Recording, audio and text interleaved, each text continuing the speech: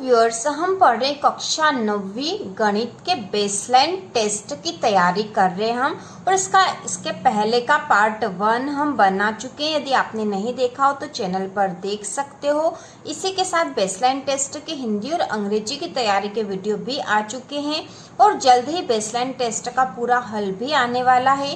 तो इसी प्रकार के और वीडियो देखने के लिए 9वीं और 10वीं की संपूर्ण तैयारी के लिए चैनल को सब्सक्राइब कीजिए। तो शुरू करते हैं कक्षा 9वीं गणित के बेसलाइन टेस्ट की तैयारी। तो इसके पहले के प्रश्न आप देख लीजिएगा। यहाँ पर प्रश्न दे रखा है, खाली बॉक्स में छोटा बड़ा या बराबर चिन्ह लगाएं। तो यहाँ में चिन्ह लगाना है इन संख्याओं को देखकर। जैसे यहाँ लिखा 15 और ये 20, तो 15 और 20 में से बड़ी संख्या कौन सी होती है? 20 होती है। तो इसकी तरफ बड़े वाला चिन्ह बनाकर हम कैसे बनाएंगे? ये वाला, ठीक है। जहाँ बड़ा भाग होता है, ये वाला भाग बड़ा है, उधर बड़ी संख्या होगी, और जहाँ भाग छोटा है वहाँ पर, या जहाँ भाग छोटा हो गया है उस तरफ की संख्या छोटी होती। तो 15 छोटी और 20 बड़ा है। इसी प्रकार अगली जो संख्या दे रखी है ऋण 11 और ऋण 18, इनमें से हमें छोटे बड़े का चिन्ह लगाना है यहाँ पर। तो छोटी संख्या कौन सी? ऋण 11 छोटी है या ऋण 18 छोटी है? तो ऋण वाली संख्याओं में छोटी संख्या जो है वास्तव में वो बड़ी होती है, और जैसे जैसे वो आगे चली जाती है वैसे वैसे वो छोटी हो जाती है। तो ऋण 18 छोटा और ऋण 11 बड़ा है। तो यहाँ पर चिन्ह बनेगा इस प्रकार से, ठीक है। क्योंकि जो संख्या रेखा होती है, ठीक है, यहाँ पे इसको समझ लो, जिसे संख्या रेखा के सबसे बीच में 0 होता है। इस तरफ धन वाली संख्या होती है, जैसे 1, 2, 3 और 4। पिछले वीडियो में हमने देखा भी था संख्या रेखा पर संख्याओं को प्रदर्शित करना। और 0 के इस तरफ जो संख्याएं होती है वो होती है ऋण 1, ऋण 2 और ऋण 3। तो इस प्रकार संख्या रेखा के इस तरफ जो संख्या होती है वो आगे आगे बढ़ती हुई बड़ी संख्याएं होती जाती, जैसे 1 से 2 बड़ा है, 2 से 3 बड़ा है, 3 से 4 बड़ा है। लेकिन इस तरफ की जो संख्या होती है वो छोटी होती जाती है, मतलब ऋण 1 से ऋण 2 छोटा है, ऋण 2 से ऋण 3 छोटा है। तो इस प्रकार ऋण 11 बड़ा होगा, ऋण 18 छोटा। अब अगली जो संख्या 5 और ऋण 7, तो इन दोनों में से कौन सी संख्या बड़ी होगी? तो यहाँ पर हम आसानी से बता सकते हैं, क्योंकि ये धन की और ये ऋण वाली संख्या, तो धन वाली संख्या बड़ी होगी। तो यहाँ हम इस प्रकार का चिन्ह बनाएंगे। खुला वाला भाग या जो बड़ा भाग है वो बड़ी संख्या की तरफ से, और जो बंद वाला भाग है या छोटा भाग है और छोटी संख्या की तरफ। इसके बाद जो अगली संख्या देखो क्या लिखा, यहाँ है 15 और यहाँ लिखा 5 गुणा 3। 5 गुणा 3 कितना होगा? मतलब 5 में 3 का गुणा है, तो 5 गुणा 3 तो बराबर हो गया 15। तो ये तो 15 है और ये भी 15। तो यहाँ पर हम कौन सा चिन्ह लगाएंगे? तो यहाँ पे छोटा बड़ा या बराबर का चिन्ह लगाना है, तो हम यहाँ बराबर का लगा देंगे चिन्ह, क्योंकि ये 15 और ये भी 15 है। अब इसके बाद जो अगली संख्या है वह है, यहाँ दे रखी ऋण 20 और यहाँ ऋण 15। तो देखो हमने अभी देखा था कि जो संख्या रेखा पर संख्याएं प्रदर्शित होती है, तो ऋण वाली जो संख्या है वो आगे बढ़ती हुई छोटी होती जाती, मतलब ऋण 1 से ऋण 2 छोटा है, ऋण 3 उससे भी छोटा है। तो इस प्रकार हम यहाँ बता सकते हैं कि ऋण 15 से ऋण 20 और छोटा होगा। तो यहाँ बड़ी संख्या कौन सी हो जाएगी? ऋण 15। इसके बाद जो अगली जो संख्याएं दे रखी है, यहाँ पर 16 दे रखा और यहाँ पे भी 16। तो यहाँ पर क्या चिन्ह आ जाएगा? दोनों के बीच में बराबर का, 16 और 16 बराबर है। तो इस प्रकार कोई सी भी संख्या आए, आप छोटी बड़ी या बराबर बता सकते हो आसानी से। ऋण वाली संख्याएं भी बता सकते हो। और चिन्ह किस प्रकार से लगाएंगे? जिधर बड़ी संख्या होगी उस तरफ ये खुला वाला भाग आएगा, या फिर ये जो बड़ा भाग है ये आएगा, और छोटा भाग छोटी संख्या की तरफ आएगा। इसके बाद जो अगला महत्वपूर्ण प्रश्न है वह है दशमलव वाली संख्याओं का गुणा। तो इस प्रकार का प्रश्न आता ही है, क्योंकि ब्रिज कोर्स में दशमलव वाले गुणा है। तो यहाँ पर हम सबसे पहले इसको हल करेंगे। 2.3 में हम 5 का गुणा करेंगे, क्योंकि यहाँ गुणा दे रखा है, तो इस प्रकार से गुणा कर देंगे। 5 में 3 का गुणा करेंगे, 5 या 15 की 5, हासिल आया 1, फिर 5 दूना 10 और 1 11 हो जाएगा। अब देखो हमें दशमलव वाली संख्या का गुणा करा, तो यहाँ पे उत्तर में भी दशमलव आएगा। तो यहाँ दशमलव वाली संख्या कितनी? ये वाली ऊपर वाली दशमलव वाली संख्या है, और एक संख्या के बाद दशमलव लगा रखा है, तो हम उत्तर में भी एक संख्या के बाद दशमलव लगा देंगे। तो इसका आंसर हो गया 11.5। अब इसके बाद जो ये वाली संख्या है इसका गुणा करेंगे तो यहाँ दे रखा है 0.3 और उसमें हमें गुणा करना है 0.8 का।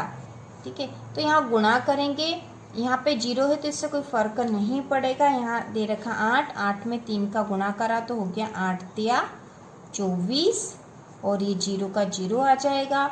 अब देखो यहाँ पर ये संख्या भी दशमलव वाली है और ये संख्या भी दशमलव वाली है, तो दोनों के दशमलव देखने पड़ेंगे। तो यहाँ एक संख्या के बाद दशमलव और यहाँ पर एक संख्या के बाद, तो 1 और 1 2 है ना। इस तरह से गिनते हैं दशमलव लगाने के लिए कितनी संख्या के बाद हम यहाँ दशमलव लगाएंगे, तो 2 संख्या के बाद दशमलव लगाएंगे। तो यहाँ दशमलव लगेगा यहाँ पर 0.24 इसका उत्तर हो जाएगा। इसके बाद हम अगला प्रश्न करेंगे, स्थानीय मान बताइए। तो ये भी प्रश्न आता है स्थानीय मान वाला और आपके ब्रिज कोर्स में भी है स्थानीय मान।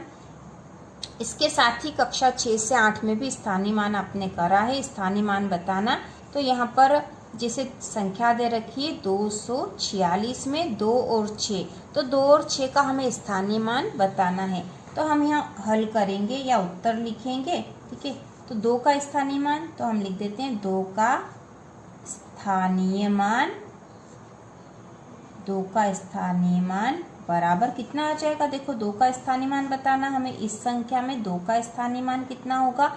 तो यहाँ पे इकाई दहाई सैकड़ा के स्थान पर है 2, तो यहाँ पे आ जाएगा 2 और इसके पीछे 2 0 आ जाएंगे। तो इसको आसानी से करने का तरीका ये है, जिस भी संख्या का स्थानीय मान हमें बताना है उस संख्या के पीछे जितनी भी संख्या लिखी हो उतने हमें 0 लगा देने हैं। जैसे यहाँ 2 के पीछे 2 संख्या थी तो हमें 2 0 लगा देंगे, तो इसका स्थानीय मान बन जाएगा। इसी प्रकार ठीक है, इसी प्रकार अब किसका स्थानीय मान बताएंगे हम 6 का, तो हम लिखेंगे 6 का स्थानीय मान, 6 का स्थानीय मान बराबर, देखो अब 6 है तो 6 को तो इकाई के स्थान पर है तो 6 ही आएगा और 6 के पीछे कोई संख्या भी नहीं है, तो हम इसको भी आसानी से समझ सकते हैं। तो 6 का स्थानीय मान आ जाएगा यहाँ 6। इसके बाद जो अगली संख्या दे रखी हो 5728 में 7 और 2 का स्थानीय मान। तो सबसे पहले हम लिखेंगे 7 का स्थानीय मान, 7 का स्थानीय मान बराबर कितना आ जाएगा। देखो यहाँ पे इकाई दहाई सैकड़ा के स्थान पर 7 है, तो यह सैकड़ा मतलब 100 होता है, तो इसके पीछे 2 0 लग जाएगी। या फिर हम ऐसे भी देख सकते हैं कि 7 के पीछे कितनी संख्या है, तो 7 के पीछे 2 संख्या है, तो 7 के पीछे 2 0 हमें लगा देना है। इसके बाद हमें किसका स्थानीय मान बताना है 2 का, तो हम लिखेंगे यहाँ पर 2 का स्थानीय मान, 2 का स्थानीय मान बराबर, देखो यहाँ पर 2 है, इकाई और दहाई के स्थान पर है 2 और 2 के पीछे कितनी संख्या 1 है, तो 2 के पीछे 1 0 लग जाएगी, तो 2 का स्थानीय मान ये हो गया 20। तो इस प्रकार हम किसी भी संख्या का स्थानीय मान आसानी से निकाल सकते हैं। इसके बाद जो अगला प्रश्न है, एक कक्षा में 38 छात्र थे, मोहन ने प्रत्येक छात्र को 4-4 चॉकलेट दी, तो बताइए मोहन ने कितनी चॉकलेट बांटी। तो कुल कितने छात्र है 38 है, 38 छात्र है और प्रत्येक छात्र को कितनी चॉकलेट मिली 4, तो कुल कितनी चॉकलेट बांटी थी मोहन ने। तो हम यहाँ क्या करेंगे 38 में 4 का गुणा कर देंगे, क्योंकि कुल 38 ही छात्र थे और हर छात्र को कितनी चॉकलेट मिल गई थी 4, तो 38 में 4 का गुणा कर देंगे। तो गुणा कर देते हैं, 4 का पढ़ा 8 बार बोलेंगे, 4 और 8 32 की 2, असिल का 3, फिर 4 तिया 12, 13 14 15, तो 152